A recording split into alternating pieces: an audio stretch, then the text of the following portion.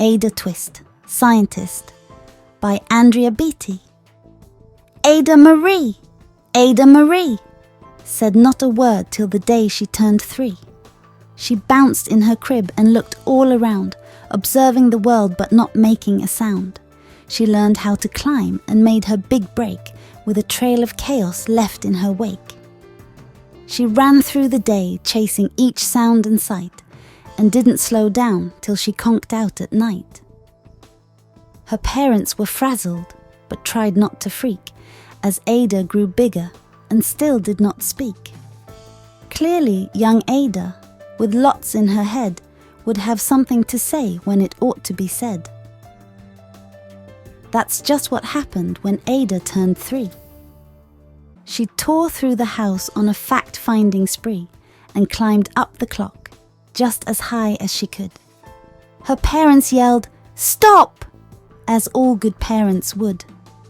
Ada's chin quivered, but she did not cry. She took a deep breath and she simply asked, "Why? Why does it tick and why does it talk? Why don't we call it a granddaughter clock? Why are there pointy things stuck to a rose? Why are there hairs up inside of your nose?"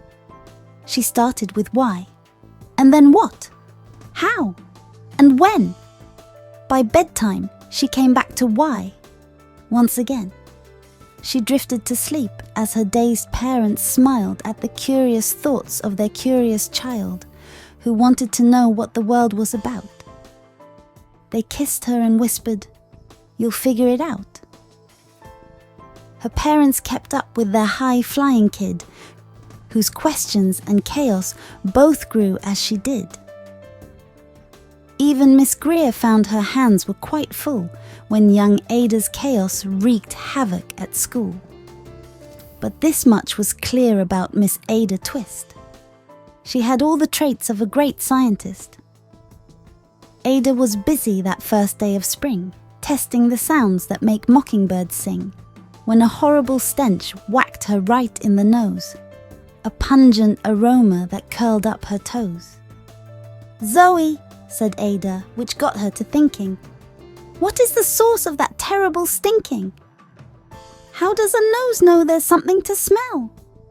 And does it still stink if there's no nose to tell?" She rattled off questions and tapped on her chin. She'd start at the start, where she ought to begin. A mystery, a riddle, a puzzle, a quest. This was the moment that Ada loved best.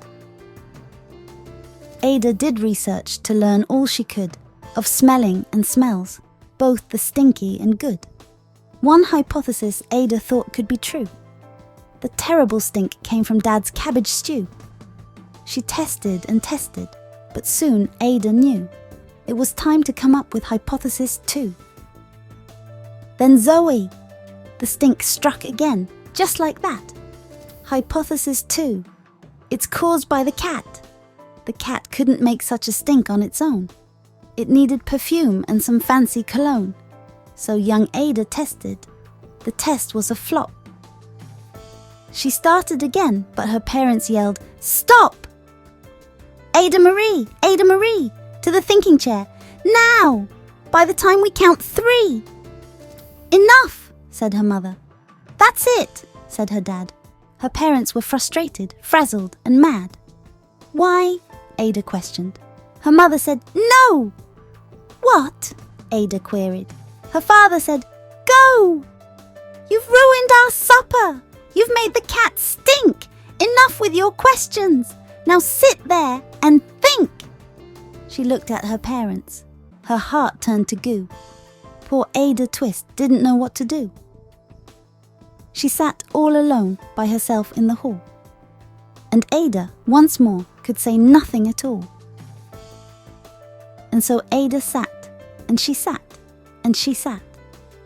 And she thought about science and Stew and the cat, and how her experiments made such a big mess.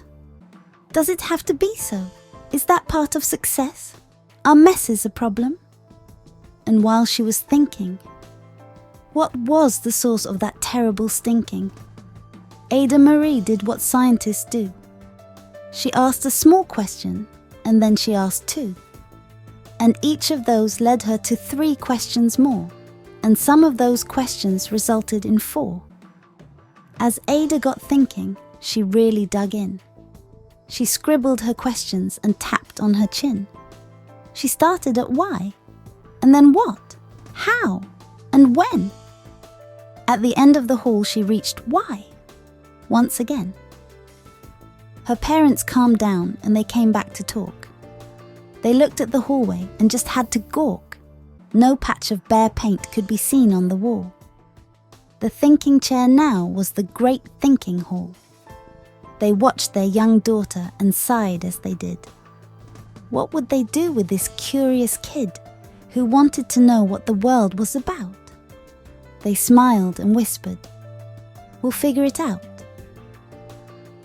And that's what they did, because that's what you do when your kid has a passion and heart that is true. They remade their world. Now they're all in the act of helping young Ada sort fiction from fact. She asks lots of questions. How could she resist? It's all in the heart of a young scientist. And as for that smell, what can Ada Twist do but learn all she can with her friends in grade 2? Will they discover the stink that curls toes? Well, that is the question, and someday, who knows?